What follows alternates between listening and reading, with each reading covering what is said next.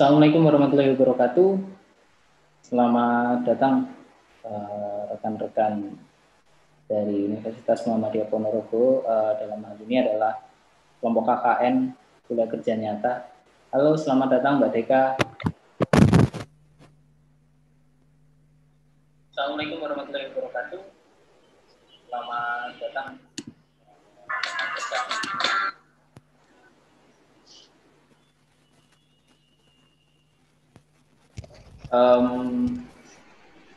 Ini udah lebih dari 10 menit sih. Kita mulai dulu nggak apa-apa. Ini udah ada 8 orang. Nanti lainnya bisa menyusul ya. Selamat datang, ini ada siapa saja ini. Saya mau ini ada partisipan lihat deh. Ya oke, ada Mbak Rizky, ada Mbak Rizky juga, Mbak Risa, Rifa, Oke, terima kasih. Sesuai yang kemarin kita diskusikan bahwa hari ini kita akan coba sharing terkait part of riset kami, riset internasional kami, dan ini saya masih ngontak co-investigator kami, apakah bisa bergabung atau tidaknya.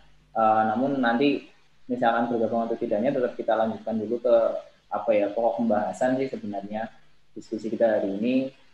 Yang pertama adalah terkait ekonomi sirkular, dan yang kedua nanti terkait playful games. Jadi dan teman-teman bisa melihat juga nanti ini di YouTube kami live juga, ini kami live kan, jadi mau dilihat sewaktu-waktu pun bisa gitu. Dan agar misalkan nanti lupa ataupun pengen mendengarkan lagi dan sebagainya, nanti bisa mengikuti lagi gitu, bisa melihat lagi.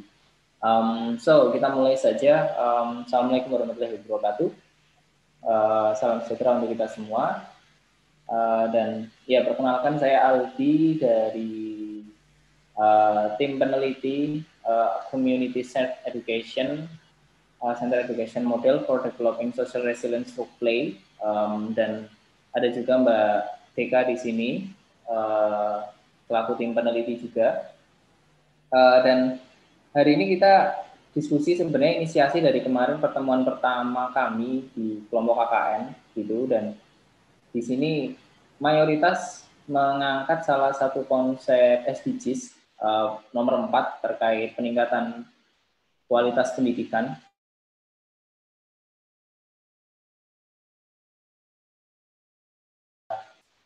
Kami laksanakan gitu dengan para rekan-rekan KKN ini yang akan coba untuk melakukan pengabdian atau pemberdayaan di masyarakat gitu loh. Dan ya kita akan coba diskusi terkait tema yang mungkin menarik, mungkin bisa dikatakan sesuatu yang baru di Indonesia. Sebenarnya tidak terlalu baru di luar negeri, namun ini sesuatu hal yang masih menarik di Indonesia terkait sirkular ekonomi dan juga playful games. So far Aceh sudah bergerak kurang lebih 1 tahunan ini ya, hampir masuk ke tahun kedua gitu. Proyek kami sampai di 2023.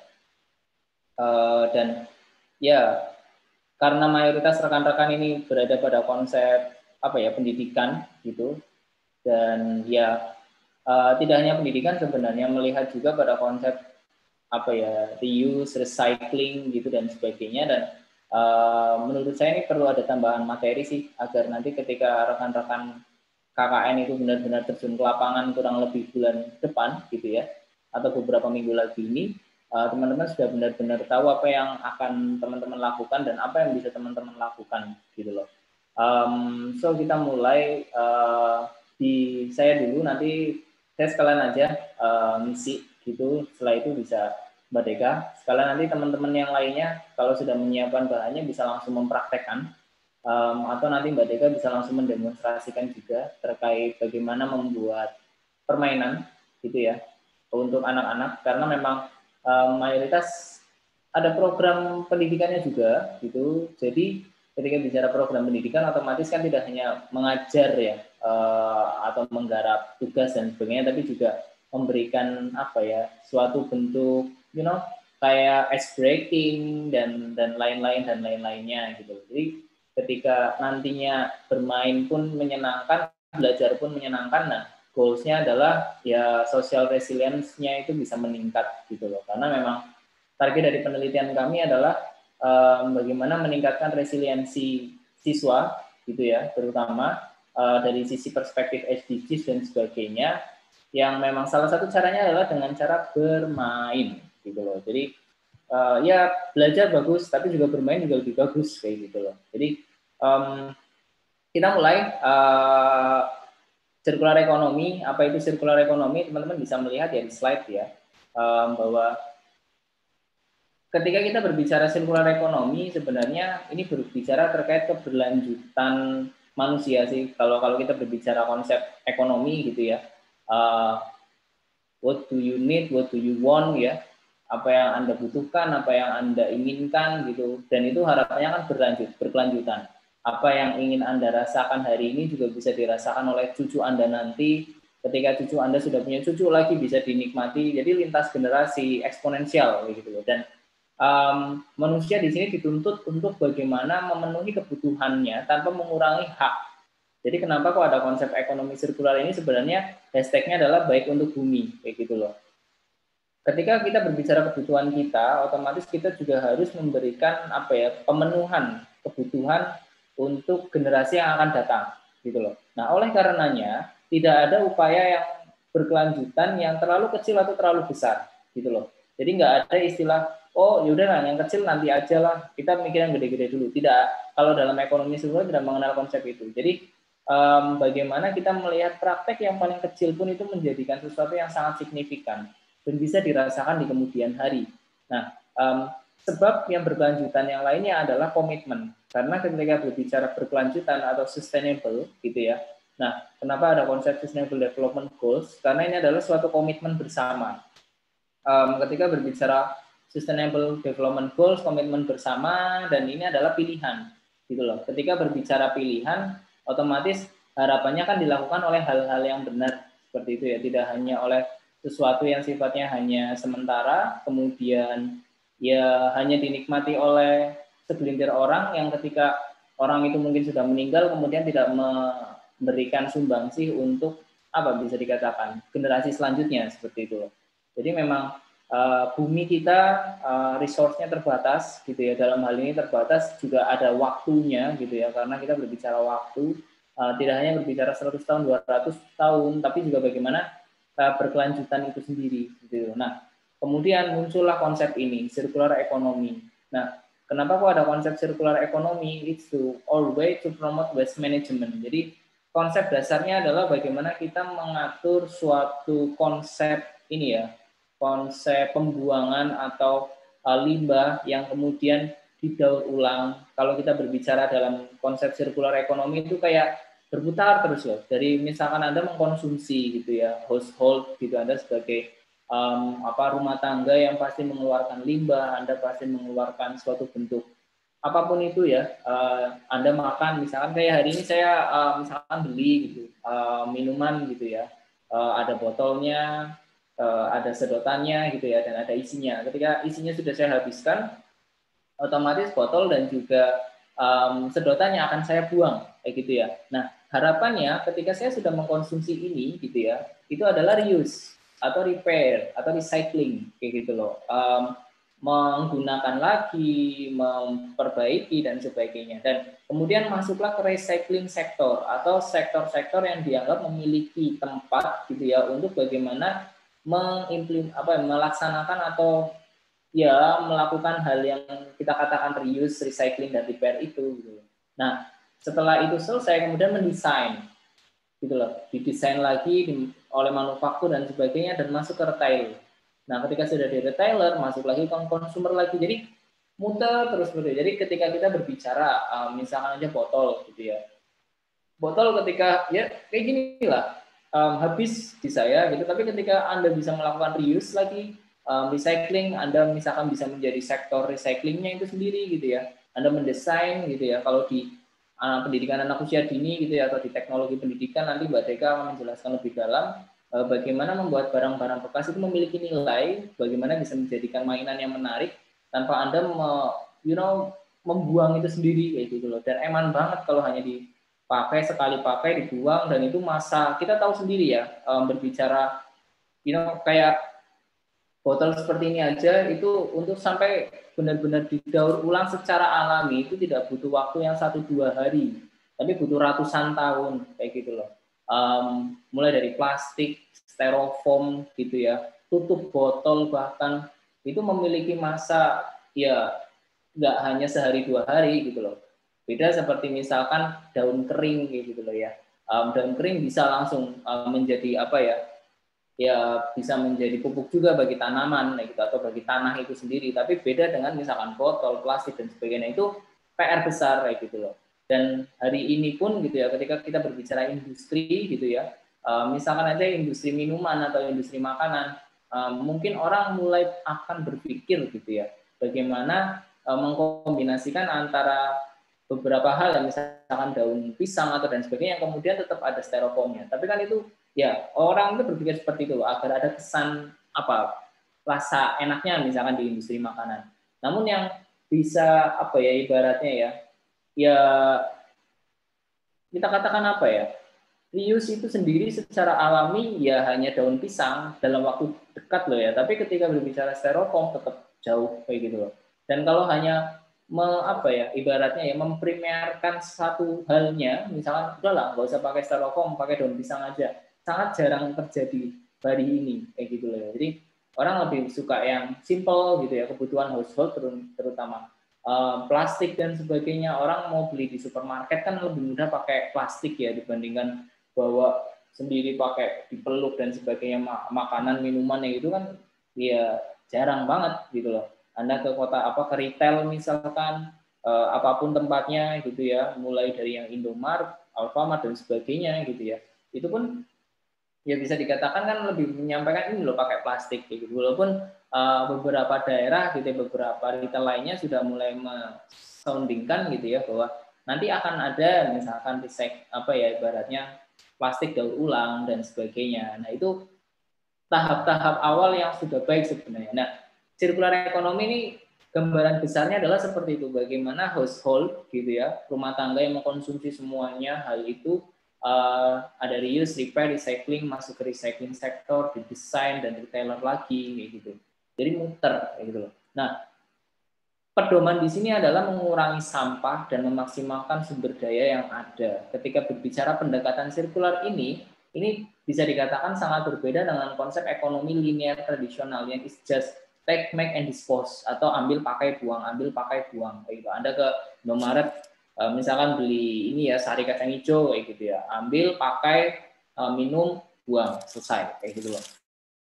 Ini sangat berbeda. Jadi bagaimana yang hanya ambil, pakai, dan buang adalah bagaimana ambil, pakai, reuse lagi, masukkan ke desainnya, didesain lagi, dipakai lagi, diputar lagi, jadi muter terus. Jadi dari satu desain ini benar-benar sampai benar-benar habis. Gitu. Tidak hanya kalau ini misalkan habis gitu ya, botolnya kan sebenarnya masih layak pakai kayak gitu loh. Tapi ketika kita tidak tahu fungsinya seperti apa, ini ya udah kita buang aja gitu loh. Nah itu konsep linear tradisional kayak gitu loh. Nah, dalam sistem sirkular ekonomi ini, penggunaan sumber daya, sampah, emisi, energi terbuang ini bisa diminimalisir gitu dengan menutup siklus produksi konsumsi dengan memperpanjang umur produk.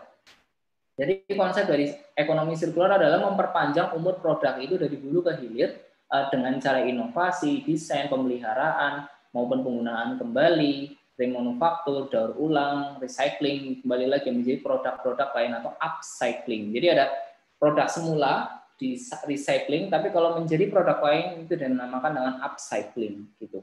Nah, dalam konteks berkelanjutan atau sustainable product gitu ya, in plastic, let's see. Jadi konsep circular economy ini bisa diterapkan, misalkan aja upcycling plastik menjadi aspal, mengubah plastik menjadi ekonomi yang tadinya ya kita katakan plastik kan ekonomi rendah ya. Dalam hal ini adalah nilainya itu ini, plastik itu kayak nggak ada nilainya, tapi ketika nggak ada plastik orang bingung. Ibarat kata kayak air gitu ya. Di beberapa daerah air itu dalam tanda kutip nilainya mungkin lebih murah dibandingkan berlian kayak gitu ya. Tapi ketika orang tidak punya berlian tidak masalah, tapi ketika orang tidak punya air itu akan menjadi masalah. Seperti itu. Jadi memang ya kalau dalam ekonomi mikro, makro kan ada juga ya nilai nilai dari value of things itu sendiri gitu. Dan ya dari misalkan aja plastik yang tidak memiliki nilai gitu ya, nilai ya kita katakan nilai yang murah gitu ya, sebenarnya punya tapi nilainya murah, itu bisa menjadi bahan bakar atau energi dan sebagainya. Nah, ini contoh dari konsep penerapan aspal plastik yang sudah dilakukan di Kompleks Petrokimia Chandra di Cilegon, Banten. Jadi bagaimana mereka mengkomposisikan gitu ya, ada plastik gitu. Plastiknya benar-benar plastik daur ulang yang ada di sampah-sampah TPU gitu, tempat pembuangan umum gitu ya, yang kemudian dijadikan aspal kayak gitu. Jadi kita tahu sendiri proyek aspal setiap tahun itu berapa banyak biaya yang harus dikeluarkan dan sumber dayanya dan sebagainya. Nah, ini bagaimana mengupcycling plastik itu agar bisa menjadi salah satu komponen, sehingga ketika kita membuang plastik atau membuang botol dan sebagainya itu bisa langsung terpakai lagi menjadi aspal seperti itu. Nah, ketika Anda melihat misalnya di sebelah Anda ya ada konsep linear ekonomi tadi ya, ambil pakai buang kayak gitu. Nah, kemudian ada konsep recycling ekonomi kayak gitu, di mana Anda baru sebatas membuat gitu loh. Atau Anda sebatas baru menyiapkan gitu. Nah, kalau sudah menyiapkan baru dari konsep sirkular memutar kembali menjadi produk lagi. Selesai di produk itu putar lagi menjadi produk-produk lainnya. Nah, itu yang disebut dengan sirkular ekonomi atau ekonomi sirkular. Nah, saya akan memperlihatkan ini salah satu konsep bagaimana kita melihat bahwa ada 2 juta lembar sampah kantong plastik dan itu lebih dari luar biasa banyak gitu loh. Ketika berbicara 2 juta lembar sampah kantong plastik yang bisa dikatakan per hari gitu di Indonesia, dan ini bisa dikatakan sebagai campuran aspal untuk pembuatan 6.372 meter persegi jalan aspal plastik. Dan ini memiliki stabilitas aspal plastik sebanyak 40%. Ini adalah penelitian dari PUPR, gitu loh. Nah, jadi konsep ekonomi sirkular aspal plastik saya katakan memperpanjang siklus hidup dari sampah plastik itu sendiri. Ketika kita berbicara plastik tadi ya, recycling alaminya itu butuh waktu ratusan tahun dan ketika hanya dibiarkan ya akan hanya menjadi bau gitu ya. Kita berpikir kan ya tidak terpakai, hanya akan menjadi gunung sampah dan itu sangat mengganggu gitu ya. Nah, di sini adalah konsep bagaimana melihat produk plastik atau manufaktur, terus kemudian menggunakan produk plastik jadi sampah, kemudian dikumpulkan, dibersihkan, sampahnya dicacah gitu ya, proses recycle. Nah, kemudian baru dia masuk ke cacahan didaur ulang dengan agregat aspal dan penggelaran aspal yang telah dicampur dengan aspal plastik. Nah, kalau baru sampai dikumpulkan dan dibersihkan itu disebut dengan recycling. Tapi kalau sudah sampai dicampur dengan aspal dan sudah digelar itu disebut dengan upcycling. Itu yang disebut dengan upcycling. So, nah ini teman-teman, saya memberikan pandangan bahwa kemarin beberapa produk atau beberapa konsep proyek yang ingin teman-teman lakukan di lapangan ya, ada yang di Ponorogo, ada yang di Madiun, ada yang di Pacitan, ada yang di Magetan gitu ya, bahkan ada yang di Lampung gitu. It's so good I think gitu. Nah, selain dari pendidikan itu sendiri, mungkin saya bisa menyampaikan ini salah satu konsep bagaimana memulai dari ekonomi sirkular itu sendiri. Dengan cara adalah mengenalkan sistem pengelolaan sampah berbasis masyarakat. Apa itu berbasis masyarakat? Jadi silakan berkoordinasi dengan kami tuwo atau orang yang dianggap tetuanya atau dengan desa untuk membuat sebuah tempat khusus pembuangan sampah. Tapi di situ sudah ada pembedaan antara misalkan sampah plastik, sampah kertas, sampah organik, or non organik yang kemudian dibuat sebuah konsep yang disebut dengan bank sampah kayak gitu loh. Mungkin ini beberapa kali sudah pernah teman-teman dengar secara langsung maupun tidak langsung. Bank sampah adalah merupakan konsep sistem pengelolaan sampah yang berbasis pada masyarakat. Berbeda dengan konsep-konsep yang hanya misalkan di desa, apalagi teman-teman nanti akan di desa, biasanya mayoritas akan dikumpulkan, dibakar. Kita tahu sendiri ketika dibakar itu akan asapnya akan mengganggu pencemaran dan sebagainya. Nah, jadi bagaimana memperlihatkan konsep bank sampah ini gitu ya dan coba diterapkan ke masyarakat gitu loh. Paling sederhana adalah memisahkan antara kita sebut sampah plastik, sampah organik, sampah kertas dan sebagainya itu dibedakan seperti itu. Ini adalah suatu konsep bisa dikatakan ya value added kalau di ekonomi itu ada namanya value added, sistem pengelolaan sampah di bank sampah. Dari yang apa ya? Ini kan kita meningkatkan nilai gitu ya, nilai ekonomi itu sendiri. Kalau hanya sampai di sampah rumah tangga tidak ada orang yang akan membeli, saya jamin itu. Tapi ketika Anda sudah bisa memisahkan antara sampah plastik, kemudian ada sampah membusuk gitu ya, seperti misalkan ikan, kemudian ya makanan-makanan gitu ya. Kemudian ada pemisahan lagi sampah kertas, sampah kaca, sampah logam, ada sampah bakar gitu ya. Nah, kemudian dipilah. Kalau misalkan kita berbicara sampah plastik, dipilah menjadi plastik firm, kemudian ada plastik non firm. Nah, yang low value, ada yang high value, itu ada jadi BBM, jadi plastik penguat jalan raya. Kalau misalkan plastik non firm bisa menjadi pelet biji plastik yang jadi produk baru, kayak gitu ya. Kemudian kalau sampah membusuk itu bisa jadi pupuk dan pakan cair organik, konsentrat pupuk dan pakan organik gitu ya, dan juga media tanam Masaro dalam polybag kayak gitu loh. Ataupun sampah kertas kaca, logam itu bisa didaur ulang lagi, dipakai lagi gitu ya. Dan terakhir sampah bakar bisa jadi apa? Insinerator gitu loh. Jadi kayak apa ya? Jenis kayak batu bara sebenarnya seperti itu.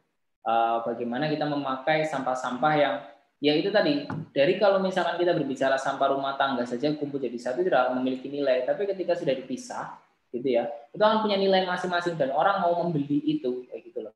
Nah, jadi memang apa ya, bank sampah ini sebenarnya apa yang sebenarnya nggak kepikiran oleh orang yang udahlah habis, tapi juga bisa dipakai lagi kayak gitu ternyata. Nah, Indonesia memiliki relawan terbanyak. Kalau teman-teman setiap minggu ke Ponorogo itu kayak ada Ponorogo bersih-bersih kayak gitu loh. Dan beberapa prodi di ekonomi FKIP gitu ya itu juga melakukan hal yang serupa. Jadi kayak bersih-bersih Ponorogo dan sebagainya. Karena memang Indonesia memiliki relawan yang sangat banyak, saya katakan kurang lebih 7,6 juta terkait ya perihal sampah ini ya, tantangan sampah ini, dan 30% sampah yang sudah terpilah di bank sampah dan perusahaan itu juga bisa sudah didaur ulang dan lebih dari 30% per hari ini gitu loh. Dan ada lebih dari 14.000 lokasi atau titik. Dan kalau Anda mengumpulkan sampah yang ada gitu ya, kurang lebih bisa dibaca yang 14 juta gitu. Itu sama dengan Anda menumpuk 110 paus biru bersamaan. Gitu, itu bayang besarannya seperti apa gitu. So, nah ini adalah salah satu konsep permainan gitu ya dari konsep ekonomi dan SDGs itu sendiri, dan mungkin rekan-rekan bisa apa ya mempraktekkan juga dalam apa yang tadi sudah saya sampaikan, tapi ketika ingin menyampaikan ke anak-anak misalkan ke SD, SMP maupun SMA gitu ataupun TK ataupun PAUD gitu ya, itu mungkin tidak bisa berbicara seperti yang barusan kita lakukan ya, dengan pendekatan yang lebih santai, dengan pendekatan yang lebih rileks gitu ya. Kan nggak mungkin ngomongin ke anak TK, hey dipisah ya karena nanti memakai konsep ekonomi sirkular. Apa itu? Anda kan nggak mungkin menjelaskan gitu ke anak-anak kayak gitu. Tapi dengan istilah yang lebih simple word gitu ya, atau ya easy word gitu. Caranya adalah kalau saya menerapkan, ya ini saya bisa menyampaikan ya dengan menggunakan konsep ular tangga gitu loh. Di mana ular tangga ini adalah ujungnya apa sih, partnership for the goals atau di 2030 Sustainable Development Goals itu sendiri tercapai gitu loh. Nah misalkan aja teman-teman nanti pakai dadu ya, dice, kemudian dilemparkan, misalkan ada ngeprint nih gitu ya, ngeprint pakai banner atau mau pakai kertas kayak gitu ya, kemudian dipakai dadu, kemudian kita bisa sharing nih, start ya nomor 1, kemudian nanti keluar angka 3, jalan 3 kali, kemudian setelah misalkan Anda sudah lewatin no poverty gitu ya, kemiskinan gitu. Nah, Anda bisa menjelaskan secara lebih simpel gitu loh, kemiskinan yang seperti apa sih sebenarnya, kemudian kelaparan. Nah, dikaitkan dengan konsep ekonomi sirkular itu sendiri. Orang itu kelapar, ada yang, nah jadi kayak apa ya, menyampaikan sesuatu yang dengan bahasa yang lebih sederhana, tapi semuanya menyangkut konsep SDGs. Dan itu dengan permainan, itu akan lebih menarik dibandingkan Anda langsung menyampaikan cara presentasi terutama. Ada juga good health, quality education, gender equality, clean water, renewable energy gitu ya, dan ini semuanya masuk ke dalam ekonomi sirkular. Karena memang efek dari ekonomi sirkular adalah apa sih, well-being atau kesejahteraan. Dan ketika sudah ada kesejahteraan, ya orang akan lebih nyaman, high mass consumption gitu ya. Dalam dari Rosto ya sudah pada high mass consumption ya gitu, tidak dari mungkin pra lepas landas ataupun baru tinggal landas seperti itu loh. Dan ya harapannya dengan permainan ini semakin memberikan pengetahuan kepada rekan-rekan yang rekan-rekan KKN gitu, dan juga ke sasaran atau partisipan yang akan mengikuti program Anda. Jadi ya jangan terlalu kaku, diajaklah mainan nanti di-share juga oleh Mbak Deka apa aja sih permainan-permainan yang menarik yang berhubungan dengan SDGs itu sendiri gitu loh. Nah, ini pun bisa bermain dengan konsep-konsep yang lebih seru, misalkan dice-nya tuh bukan dice-nya bisa pakai dadu besar gitu ya, tapi yang jalan di sini adalah anak-anaknya. Anda mungkin bisa ngeprint dengan banner yang ukuran lebih besar gitu kan bisa, dengan tetap mematuhi protokol kesehatan pastinya. So, kurang lebih dari saya seperti itu. Nanti kita bisa lanjutkan pembahasannya ataupun diskusinya secara lebih asik gitu.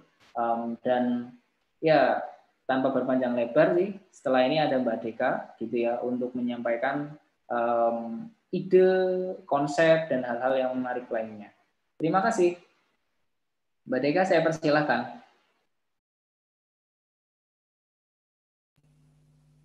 Halo, kedengaran? Ya. Halo. Jelas. Betul. Jelas. Oke. Udah bagus ya.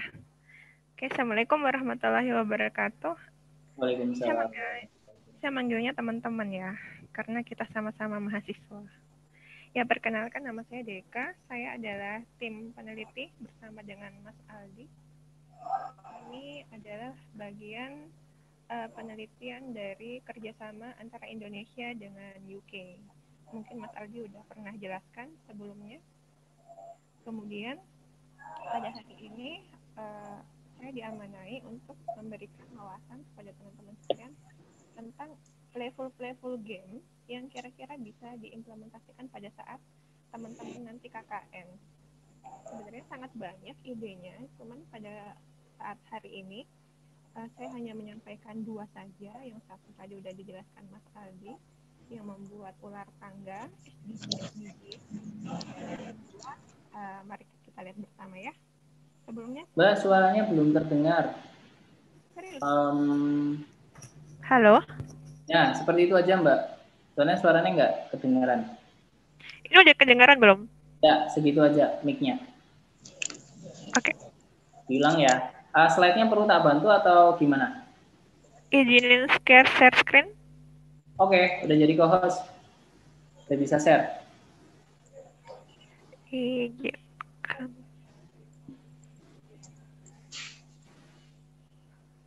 Kayaknya laptop saya nggak bisa deh, Mas.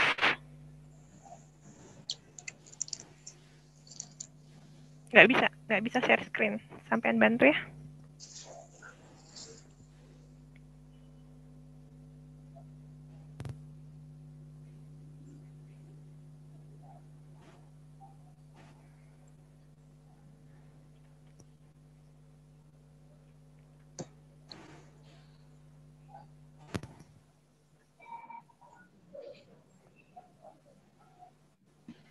Silakan Mbak Tika.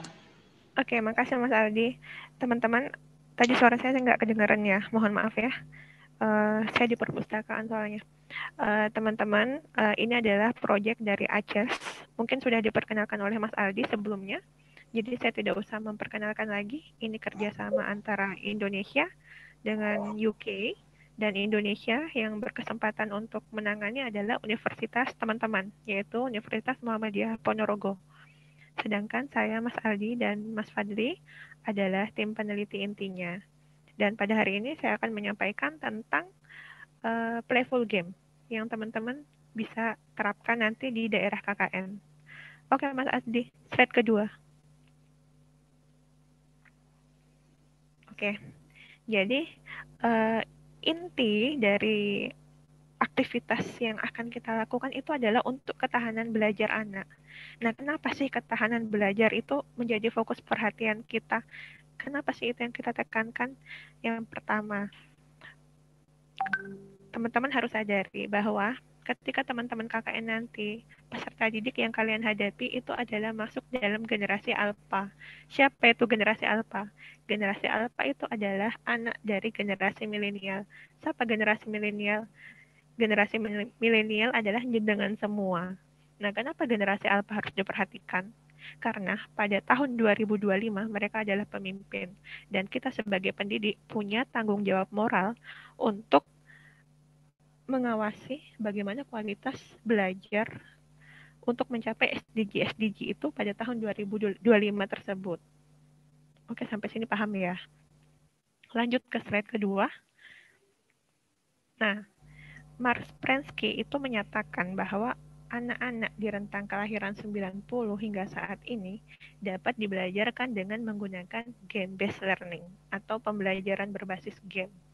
Permainan itu dapat menarik perhatian belajar dan meningkatkan retensi belajar pada hal-hal yang disukai. Kaget ya, kenapa 90? Teman-teman mungkin, loh saya juga kelahiran 90-an ke atas, Bu. Nah iya, sama. Berarti kalian adalah generasi milenial. Anak-anak dari generasi milenial nantinya bernama generasi alpha. Nah, mereka itu memiliki ketahanan belajar yang rendah. Paling lama itu 15 menit. Setelah 15 menit apa? Buyar konsentrasi. Tapi Prensky menemukan bahwa ketika kita men-setting pembelajaran berbasis game atau permainan, kita bisa mempertahankan retensi belajar mereka selama mungkin hingga pembelajaran itu selesai. Jadi itulah kenapa kita tekankan pada game-based learning atau playful game pada saat teman-teman KKN nanti. Lanjut Mas Aldi. Nah, kalau anak-anak di perkotaan kan bisa pakai teknologi, ada internet, ada sinyal. Oke, aman. Adik-adik di rumah gimana? Pakai punya HP masing-masing kan? Bisa nonton YouTube, pingpong, bisa nonton Nusa dan Rara, sebagainya. Nah, bagaimana dengan anak-anak di pedesaan? Itu juga menjadi tanggung jawab moral kita loh. Oke, sampai sini udah dapat masalahnya? Oke, lanjut Mas Aldi. Nah, karena kita tinggal di Pulau Jawa, ada sebuah permainan yang sangat ikonik, yaitu permainan dakon. Teman-teman mungkin udah pernah dengar ya, atau sebagian ada yang belum paham. Apa sih, cuma tahu nama aja. Oh ya, saya pernah main. Nah, inilah yang akan kita terapkan nanti. Ini nggak harus diterapkan sih. Ini hanya inspirasi bahwa dakon itu bisa dibuat dari barang-barang daur ulang. Dan dakon itu nanti bisa digunakan untuk belajar berhitung dasar seperti penjumlahan dan pengurangan. Kenapa penjumlahan dan pengurangan? Kenapa nggak perkalian aja atau pembagian yang lebih nge-hype? Lo ingat, target kita adalah early primary. Early primary itu adalah anak-anak atau peserta didik di jenjang TK atau SD. Seperti itu. Lanjut Mas Aldi. Oke, ini deskripsi singkatnya dakon itu adalah permainan yang bisa diajarkan untuk pelajaran konsep aritmatika dasar seperti penjumlahan dan pengurangan. Tujuannya adalah memperkenalkan permainan tradisional Jawa sebagai media pembelajaran matematik. Targetnya sesuai dengan target penelitian ACES, yaitu siswa-siswi di jenjang pendidikan TK atau SD. Ataupun nanti teman-teman dapati ada keluarga kurang mampu yang anaknya tidak bersekolah, itu sangat-sangat direkomendasikan juga bisa. Jadi nggak harus siswa yang berseragam SD atau TK. Anak-anak yang nggak sekolah di rentang usia pun seperti itu tetap bisa menjadi target. Kemudian, 21st century skill yang dikembangkan adalah kemampuan berpikir pemecahan masalah dan berpikir kritis. Seperti itu. Lanjut Mas Aldi. Lanjut. Nah, karena keterbatasan mungkin nanti dana di KKN alatnya mahal di marketplace, di Shopee, Tokopedia, Lazada, dakonnya mahal. Nah, kita pakai konsep apa? Konsep frugal dan circular economy seperti yang dijelaskan Mas Aldi tadi. Kita bisa gunakan bahan bekas dari dakon yang asli tanpa merubah konsep bermainnya. Kita bisa pakai modifikasi alatnya dari yang awalnya kayu, kita bisa pakai dari bahan bekas. Bahan bekasnya apa? Mungkin saat ini di sebelah kanan kiri kita ada botol atau bekas air minum kemasan yang gelas, bekas aqua gelas. Seperti itu. Bisa dilihat, dakon dimainkan oleh dua orang yang saling berhadapan menggunakan papan yang terbuat dari kayu atau plastik dengan panjangnya kurang lebih 50 cm. Oh, bukan cm ini ya. Oh ya, cm.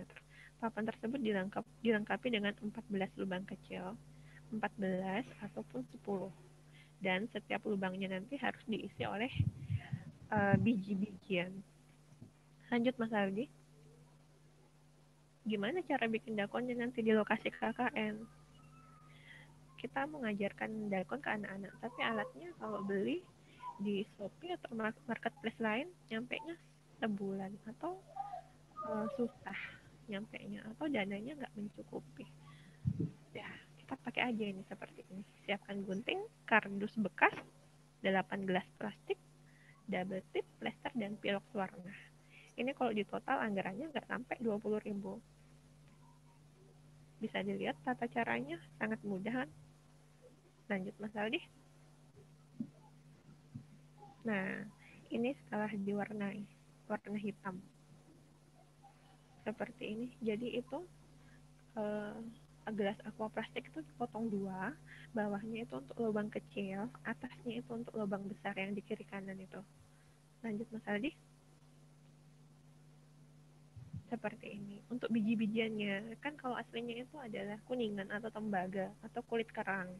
Kalau teman-teman nanti yang KKN di daerah pesisir, gampang cari kulit kerang aja pinggir pantai. Nah, kalau teman-teman yang di pegunungan, di mana dapat kulit kerang? Bisa pakai jagung, bisa pakai kacang hijau, bisa pakai kelereng, bahkan bisa pakai kerikil yang unik-unik. Kalau yang di daerah-daerah dekat sungai, bisa pakai batu-batu kali yang cantik.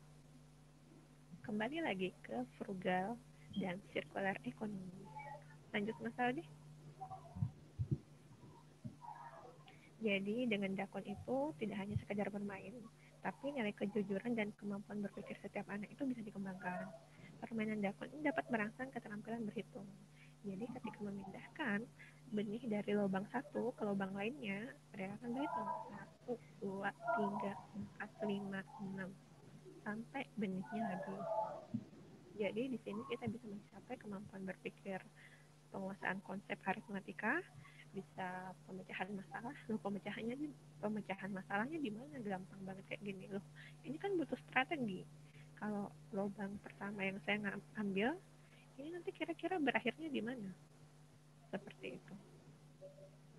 Jadi bermain dakon juga itu bisa melatih kejujuran, bisa meningkatkan nilai-nilai kejujuran, kerja sama tim. Jadi banyak sih nilai-nilai dan keterampilan yang bisa dikembangkan dari permainan yang sangat sederhana ini. Seperti itu. Saya rasa seperti itu Mas Aldi. Yep. Thank you. Sekali lagi yang ditekankan Mas Aldi tadi, karena dia adalah doktor ekonomi, menjelaskan secara sirkular ekonomi, karena saya di bagian teknologi